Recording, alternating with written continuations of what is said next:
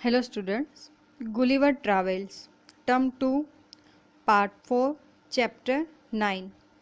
इस चैप्टर में हम ह्यूनोमुस के जीवन का वर्णन किया है। सभा में कैसे वाद विवाद होते थे वो सब हमें इस चैप्टर में बताया गया है। तो देखते हैं इन डिटेल कि सभा में वाद विवाद। गुलिवर के स्वामी ने ह्यूनोमुस की एक महान सभा में हिस्सा लिया जहां पर घोड़े बहस कर रहे थे कि याहुस को पृथ्वी पर रहने दिया जाए या नहीं। गुलिवर के स्वामी ने सुझाव रखा कि उनको मारने के बदले में सिर्फ उनकी बदिया कर दी जाए, जैसे कि यूरोप वाले अपने घोड़ों के साथ किया करते थे।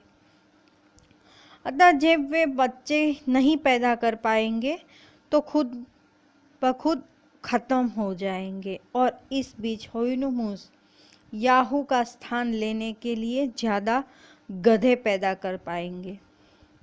ह्यूनोमुस के जीवन का वर्णन। ह्यूनोमुस तर्कों के अनुसार चलते थे तथा सर्वगुण संपन्न थे।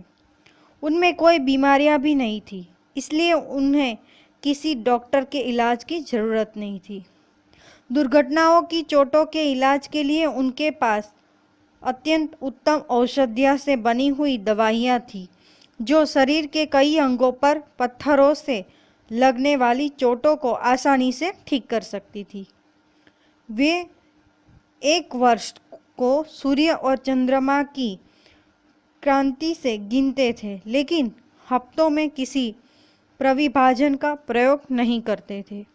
वे दोनों नक्षत्रों की गतियों से भलीभांति परिचित थे तथा ग्रहणों की प्रकृति को अच्छी तरह समझ सकते थे। आगे गुलिवर ने ह्यूनोमुस के समाज के विभिन्न पहलुओं को वर्णित किया है, जैसे कि वे सर्वोत्तम कविताएं लिखते थे। उनकी उपमाओं की और वर्णनों की प्रामाणिकता वास्तव में अनुकरणीय थी। उनकी कविताएं मित्रता और परोपकार से तथा उन लोगों की प्रशंसाओं से भरी थी जिन्होंने दौड़ में तथा शारीरिक व्यायामों में से सफलता प्राप्त की थी।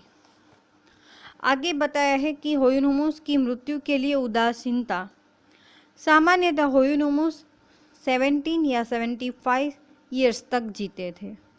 अपनी मृत्यु से कुछ हफ्ते पहले वे एक धीमी सड़न किंतु बिना दर्द के महसूस करते थे। अगर वे इन छोटी चीजों को दूर कर पाते तो वे सिर्फ बुढ़ापे के बाद ही मरते थे। उनको मरने के बाद किसी बिल्कुल अज्ञात स्थान पर दफनाया जाता था एवं उनकी मृत्यु पर उनके दोस्त और रिश्तेदार न तो खुशी व्यक्त करते थे और न ही दुख, क्योंकि वे मृत्यु के प्रति बहुत उदासीन थे। मरने वाला आदमी भी कभी इस बात से दुखी नहीं होता था कि वह इस संसार को छोड़ रहा था। वे मृत्यु पर कोई दुख प्रकट नहीं करते थे और मृत्यु को जीवन का एक दैनिक तत्व मानते थे। बुराई को व्यक्त करने के लिए उनके पास कोई लेखन प्रणाली या शब्द नहीं था।